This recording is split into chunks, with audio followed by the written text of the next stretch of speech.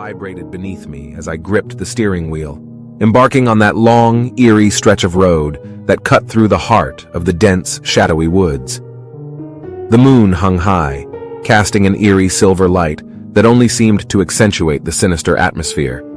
I glanced at the clock, 2:37 a.m., and shuddered. What had possessed me to attempt this drive at such an ungodly hour? The radio crackled, emitting a distorted sound that sent a chill down my spine. I reached to change the station, but every channel seemed to be plagued by the same static-filled whispers. My heart raced, and I rubbed my eyes, blaming my exhaustion for these unsettling auditory hallucinations. As I navigated the road, the trees loomed like towering sentinels on either side, their branches forming grotesque shapes that seemed to reach out for me. Every twist and turn of the road felt like a journey deeper into the heart of a nightmare.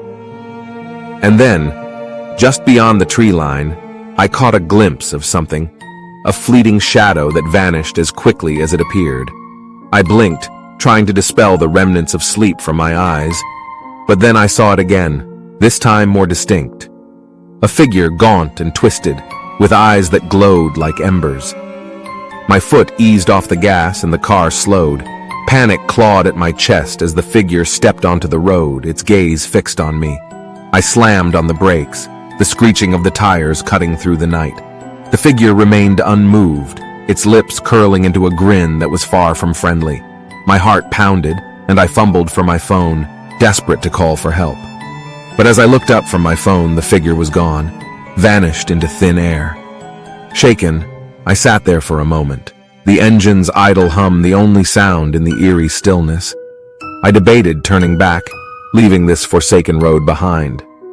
But something compelled me to continue, as if an invisible force guided me forward. Miles seemed to blend into one another, time losing its meaning. The road stretched on endlessly, and I felt like a puppet, strings being pulled by an unseen puppeteer. And then, through the foggy windshield, I saw it. An old, decrepit motel, standing alone in the midst of the desolation. Against my better judgment, I pulled into the motel's parking lot. The neon sign flickered above the entrance, casting an eerie glow on the surroundings. I stepped out of the car, my breath misting in the chilly air. A sense of foreboding gnawed at me, but I couldn't quell my curiosity. The motel lobby was dimly lit, the air heavy with the scent of must and decay. An old man stood behind the counter, his eyes devoid of life as he handed me a tarnished key. "Room 13, he croaked, his voice sending shivers down my spine.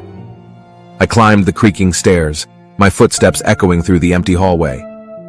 The door to room 13 groaned open, revealing a room that seemed frozen in time. Dust-covered furniture, faded wallpaper, and an unsettling portrait on the wall. A sinister smile etched onto a face that seemed to follow me with its gaze. As exhaustion overtook my fear, I sank onto the bed, my thoughts a blur. But sleep was elusive, and the minutes dragged on like hours. And then, a soft whisper drifted through the air, a voice that seemed to come from everywhere and nowhere at once. "Welcome," it hissed, chilling my blood. I bolted upright, scanning the room for the source of the sound, but found nothing. The walls seemed to close in on me, and the air grew thick with an otherworldly presence. A shiver ran down my spine as the room plunged into darkness. Panic surged through me, and I fumbled for my phone, desperate for its feeble light. The room remained pitch black, as if the darkness itself was alive, swallowing everything in its path. A sound like footsteps echoed from the corner of the room. My heart pounded in my chest as I backed away, the cold sweat clinging to my skin. And then, a whisper brushed against my ear, icy and insidious.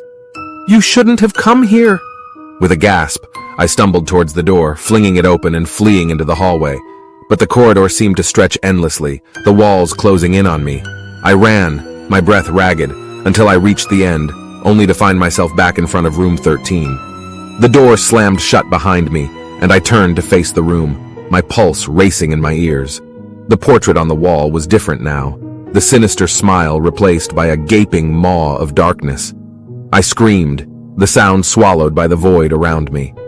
As I stood there, trapped in that nightmarish room, I realized that I had driven into something beyond comprehension. a realm where reality twisted and fear reigned supreme. And in that eternal darkness, I understood that escape was impossible. So, dear viewers, if you ever find yourself on a desolate road at night, beware, for there are places that exist beyond our understanding, where the very fabric of reality unravels, and where the driving nightmare never ends.